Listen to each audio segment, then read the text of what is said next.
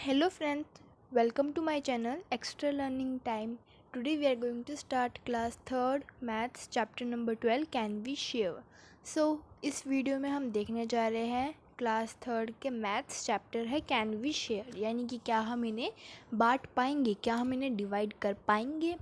ये मेरे इस चैप्टर का सेकंड पार्ट है। अगर आपने फर्स्ट पार्ट नहीं देखा है तो उन्हें ज़रूर देख लीजिए और मेरे चैनल को सब्सक्राइब कर दीजिए ताकि जैसे मैं इसके नेक्स्ट पार्ट डालूँगी वो आप तक ज़रूर पहुंच जाए। अब हम स्टार्ट करते हैं अपना सेकंड पार्ट, यानी हमने पिछले वाले चैप्टर में हाफ चैप्टर तक कंप्लीट कर लिया है, जिसमें हमने सीखा था कि डिवाइडेशन कैसे करते हैं और डिवाइडेशन का मतलब क्या होता है। यानी किसी चीज़ को हमें अलग अलग ग्रुप्स में बांटना होता है, वो भी इक्वली। ये नहीं कि किसी में ज़्यादा दे दिया, किसी में कम बट गया, ऐसा नहीं करना होता है। हमें अलग अलग जितने ग्रुप हमें कहे जाते हैं उतने ग्रुप्स में उन्हें डिवाइड करना होता है, यानी बांटना होता है, इक्वली डिस्ट्रीब्यूट करना होता है। और ये मेन बात होती है, उसे इक्वली करना होता है। ये नहीं होता कि किसी में ग्रेटर है किसी में लेस है। अब हम स्टार्ट करते हैं अपने practice time. Minku put her 15 laddoos equally into 5 box. यानी कि एक लड़की है मिंकू, जिसे अपने है ना 15 लड्डूज 5 बॉक्स के अंदर इक्वली डालने हैं, यानी इक्वली उन्हें वहाँ पे रखना है। अब देखिए क्वेश्चन क्या है, how many laddoos will there be in each box, यानी हर बॉक्स में कितना होगा। तो सिंपल है, अब हमें इसमें क्या करना है, डिवाइडेशन करना है। तो देखिए अब हमें क्या करना है, 15 को 5 से डिवाइड करेंगे। देखिए 15 लड्डू थे और 5 बॉक्सेस हैं, तो इसलिए हम 15 लड्डूज़ को 5 से डिवाइड कर देंगे, यानी कि 5 के टेबल में कौन से नंबर से 15 आता है। हम जानते हैं 5 3 ज़ा 15, यानी कि हर बॉक्स में 3 लड्डूज़ हम जब रखेंगे तो टोटल 15 लड्डूज़ आ जाएंगे उनके। जैसे अगर आप बॉक्स में प्लस करोगे ना, तो देखिए जैसे हमने 3 इसमें रख दिए, 3 इसमें रख दिए, 3 इसमें, और ऐसे 3 यहाँ पे रख दिए। तो अगर आप इन सभी को प्लस करोगे तो इसका आंसर 15 ही आएगा। तो इसी तरह से डिवाइडेशन में यही किया जाता है, जिस नंबर से डिवाइड करने को कहते हैं ना, तो हमें इसमें टेबल याद करनी पड़ती है और टेबल में देखना होता है कि क्या वो नंबर दूसरे नंबर के टेबल में आता है या नहीं। तो अब हम देखते हैं आगे भी। If you use only 3 box, अब देखिए इसमें पहले 5 बॉक्स थे, अब हमें कहा गया है कि अगर सिर्फ 3 बॉक्स होंगे तो हर बॉक्स में कितने लड्डूस हमें रखने होंगे। अब हम क्या करेंगे, हम 15 को ही डिवाइड करना है, लेकिन अब 3 बॉक्स है 5 नहीं है, तो हम इसे 3 से डिवाइड करेंगे, ना कि 5 से। तो अब 15 डिवाइडेड बाय 3, तो 3 की टेबल में 15 आता है 5 से, 3 5 ज़ा 15। तो यानी कि हर बॉक्स में 5 लड्डूस हमें रखने होंगे। तो जैसे अगर हम हर बॉक्स में 5 लड्डूस रखेंगे तो टोटल 15 आ जाएंगे।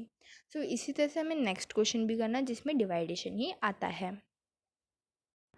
नाउ चलिए अब अपने नेक्स्ट क्वेश्चन को देखते हैं। शेयर 25 बनानास अमंग 5 मंकीज़, यानी देखिए यहाँ पे 25 बनानास हैं और यहाँ पे 5 मंकीज़ है। अब हमें क्या करना है, हर मंकी में इन्हें डिस्ट्रीब्यूट कर देना है, डिवाइड कर देना है इक्वली। तो अब जैसे हम जानते हैं कि 25 बनानास है और 5 मंकीज़ है, तो अब हमें क्या करना है, बनानास को मंकीज़ के नंबर से डिवाइड कर देना है, यानी 25 divided by 5 is equal to dash. अब देखिए हमें क्या देखना है कि 5 की टेबल में 25 कौन से नंबर से आता है। तो जिस भी नंबर से 5 की टेबल में 25 आता है उतने ही बनानास हर मंकी को मिलेंगे, यानी कि देखिए 5 5 ज़ा 25। अब हमें यहाँ पे फिलअप कर देना है कि पहले डैश में हमें कर देना है 25। 25 डिवाइडेड बाई 5 इक्वल टू 5, यानी कि each monkey has 5 bananas, her monkey को 5 बनानास मिलेंगे। नाउ अब देखिए नेक्स्ट पेज में हमारा क्वेश्चन नंबर 3 है। शेयर 12 बैलून्स अमंग 3 बॉयज़, यानी कि यहाँ पे 12 बैलून्स है और यहाँ पे 3 बॉयज़ है। अब हमें 12 बैलून्स को 3 बॉयज़ में उन्हें दे देना, डिवाइड कर देना है, यानी कि हर बॉय को कितने बैलून्स मिलेंगे। क्या करना है हमें, डिवाइडेशन ही अब हम करेंगे। देखिए पहले हमें क्या करना है, 12 नंबर के बैलून्स है ना, तो हम यहाँ 12 कर देंगे। और बॉयज़ कितने हैं, बॉयज़ है 3। अब हम यहाँ पे करेंगे 3, यानी 12 divided by 3 is equal to 4, क्योंकि अगर हम 3 4 से करेंगे तो उसका आंसर आएगा 12, यानी कि 12 मतलब 3 की टेबल में 4 से मल्टीप्लाई करने से 12 आता है, यानी कि हर लड़के को 3 बैलून्स यानी 4 बैलून्स मिलेंगे। नाउ तो देख लीजिए, ईच बॉय हैज़ 4 बैलून्स, यानी हर बॉय को 4 बैलून्स मिल जाएंगे। अब हमारा क्वेश्चन नंबर 4 है, देयर आर 21 कैंडल्स, यानी कि यहाँ पे 21 कैंडल्स हैं। Put them equally in 3 boxes, यानी 3 बॉक्स है और 21 कैंडल है। अब हमें उन्हें इक्वली उस बॉक्सेस के अंदर रख देने हैं कैंडल्स को। तो अब हमसे पूछा गया कि हर एक बॉक्स में कितनी कैंडल्स होगी। तो देखिए, पहले हमें यहाँ फिलअप कर देना है कौन से नंबर से कौन से नंबर को मतलब डिवाइड करना है। तो कितनी कैंडल्स है, 21 है, तो यहाँ हम 21 लिख देंगे। देन बॉक्सेस का टोटल नंबर है 3, यानी कि हमें 21 को 3 से डिवाइड कर देता है। तो अब हम क्या करेंगे, हमें देखना है कि क्या 3 की टेबल में 27 आता है। अगर आंसर है येस, तो ये इक्वली डिवाइड हो जाएंगे। सो 3 7 ज़ा 21। इसी तरह से मैंने डिवाइड कर देना है, यानी कि 3 7 ज़ा 21। तो हर बॉक्स के अंदर 7 कैंडल्स रखेंगे ताकि ये पूरी तरह से मतलब सारी टेबल भर जाए, सारे बॉक्स फिलअप हो जाए। नाउ जैसे मैंने आपको इतने सारे क्वेश्चंस के एग्जांपल दे दिए हैं, इसी तरह से आपको नेक्स्ट क्वेश्चन को भी कंप्लीट करना है, जो कि आगे वाले जो क्वेश्चंस है वो भी इसी तरह से काफ़ी इजी है। तो चलिए अब हम अपने नेक्स्ट टॉपिक पे चलते हैं। यहाँ पे है जंपी एनिमल्स, यानी यहाँ पे अब हमें क्या किया जाएगा कि हर एनिमल्स की कितनी जंप वो कर पाते हैं, कितने स्टेप्स वो कूद पाते हैं, उसके बारे में बताया जाएगा और उसी से रिलेटेड क्वेश्चन होंगे, लेकिन इसमें हमें करना है डिवाइडेशन। तो देखिए, अब हम पहले देख लेते हैं। A frog jumps 2 step at a time, यानी एक फ्रॉग है जो कि एक बारी में 2 स्टेप्स जंप कर लेता है। इस तरह से एक स्क्वेरल है जो 3 स्टेप्स एक बार में जंप करती है। देन उसके बाद और बड़े एनिमल्स है, जैसे कि जो रैबिट है वो एक बार में 5 स्टेप्स जंप कर लेता है। देन उसके बाद हॉर्स कितना बड़ा हो जाता है, वो एक बार में 15 स्टेप्स जंप कर लेता है, यानी सिंपली जितना वो स्टेप वो चलता है, तो जब वो जंप करता है तो 15 स्टेप्स कवर हो जाते हैं। फिर उसके बाद a kangaroo jump 30 steps at a time, यानी कंगारू एक बार में 30 स्टेप्स जंप कर लेता है। इसी तरह से मतलब छोटे एनिमल से लेके बड़े बड़े तक यहाँ पे बता दिए गए हैं कि एक बार में कितने कितने स्टेप्स जंप करते हैं। अब इससे रिलेटेड हमारे पास आएंगे क्वेश्चंस, तो अब उन्हें स्टार्ट करते हैं। Use the path on the next page to find out, यानी हमें जो नेक्स्ट पेज पे देखिए, यहाँ जो पाथ दे रखा है, जो जाने की जगह दे रखी है, इसको यूज़ करते हुए हमें आंसर देना है। तो देखिए, हमारा फर्स्ट क्वेश्चन है, in how many jumps will the frog reach 30। तो अब देखिए, हमें पहले बता दिया गया है जो फ्रॉग है वो एक बार में 2 स्टेप्स जंप करता है, तो 30 स्टेप्स तक कब पहुँचेगा, यानी उस 30 नंबर पे, यहाँ देखिए यहाँ पे 30 नंबर पे पहुँचने के लिए उसे कितने स्टेप्स जंप करने पड़ेंगे। तो अब हमें पहले आंसर दिखा रखा है कि हमें 30 मल्टीप्लाई बाय डिवाइडेड बाई 2 कर देना है। 32 से डिवाइड करेंगे तो देखिए इसका आंसर क्या आएगा। अगर हम 2 को 15 से मल्टीप्लाई करते हैं ना, तो उसका आंसर आता है 30, यानी कि अगर हम 30 को 2 से डिवाइड करते हैं तो उसका आंसर हो जाएगा 15। अब हमसे पूछा गया नेक्स्ट क्वेश्चन में, इन how many jumps will the squirrel rich 27, यानी कि कितनी जंप करने से स्क्वेरल जो है 27 नंबर पे पहुंच जाएगी। तो इसमें भी हमें पहले आंसर दिखा दिया गया है कि हमें 27 को 3 से डिवाइड करना है। क्यों करना है, क्योंकि जो स्क्वेरल होती है वो एक बारी में ना 3 स्टेप्स जंप करती है, इसलिए हमने 27 नंबर को 3 से डिवाइड कर दिया है ताकि हम उसका आंसर फाइंड आउट कर सकें। तो 3 की टेबल में 27 नंबर आता है, यस आता है। 3 9 ज़ा 27, तो इसका आंसर है 9 स्टेप्स, यानी 9 बार उसे जंप करना पड़ेगा ताकि वो 27 नंबर तक पहुंच जाए। नाउ अब नेक्स्ट पेज पे देखिए, क्वेश्चन नंबर 3 है, which number will the kangaroo rich in 2 jumps. यानी जब कंगारू है ना 2 जंप मारेगा तो कौन से नंबर पे पहुंचेगा। सो हमने जैसे पिछले पेज में पढ़ा था, कंगारू जो होता है एक बार में 30 स्टेप्स कवर कर लेता है। तो अगर वो 2 बार ऐसे जंप करेगा तो अगर हम 30 को 2 से मल्टीप्लाई करेंगे तो उसका आंसर आ जाएगा 60। यानी अगर कंगारू 2 बार जंप करेगा तो 60 नंबर तक पहुंच जाएगा।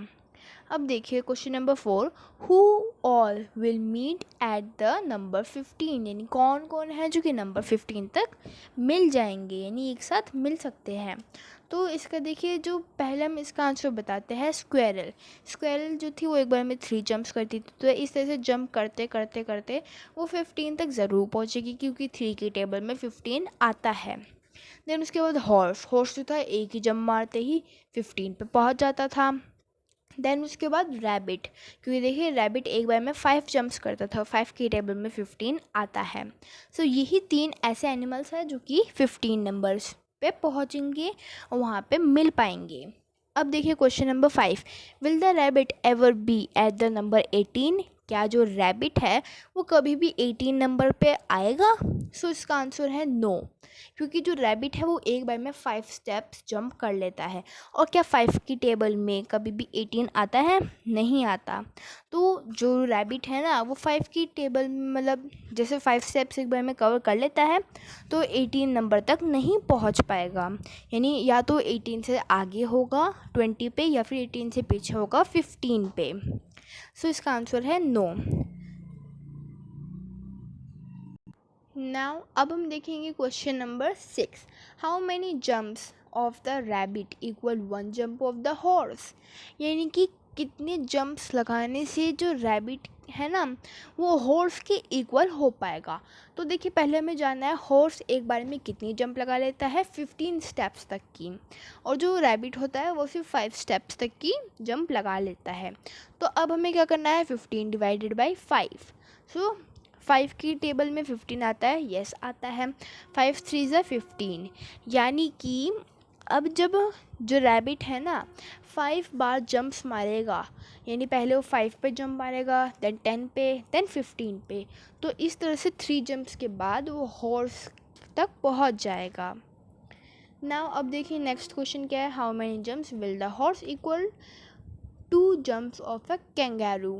यानी कि एक हॉर्स जो है ना वो कितनी बार उसे जंप मारनी पड़ेगी ताकि वो एक कंगारू की 2 जंप्स की इक्वल हो जाए। एक नहीं पूछा यहाँ पे, यहाँ पूछा गया कि 2 जंप्स की इक्वल।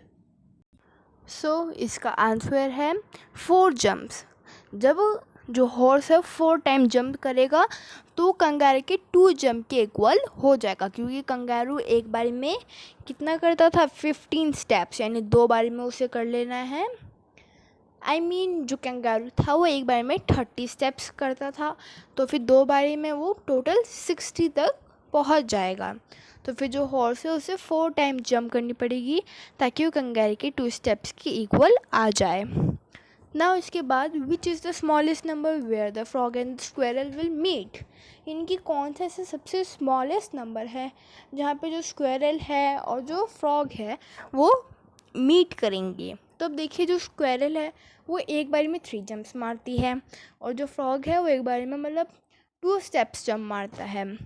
तो अब यहाँ पे देखिए इसका आंसर होगा 6, क्योंकि देखिए जैसे फ्रॉग है ना वो पहले यहाँ 0 से 2 पे आएगा, देन 2 के बाद 4 एंड 4 के बाद 6, और देखिए स्क्वेरल होगी वो पहले 2 से डायरेक्ट 3 पे आएगी।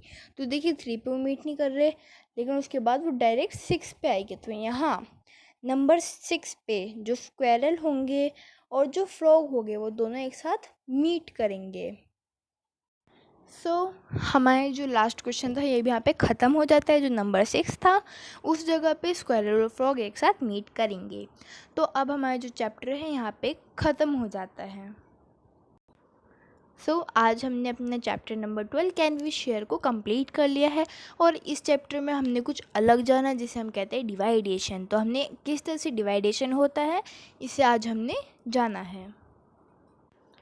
तो अगर आप लोगों को ये वीडियो ये चैप्टर पसंद आता है तो प्लीज़ मेरी वीडियो को लाइक कर दीजिए और मेरे चैनल एक्स्ट्रा लर्निंग टाइम को अभी सब्सक्राइब कर दीजिए, ताकि जैसे मैं इसके नेक्स्ट पार्ट डालूँगी वो आप तक तुरंत पहुँच जाए और आपका एक भी चैप्टर मिस ना हो। Thank you so much and don't forget to subscribe my channel.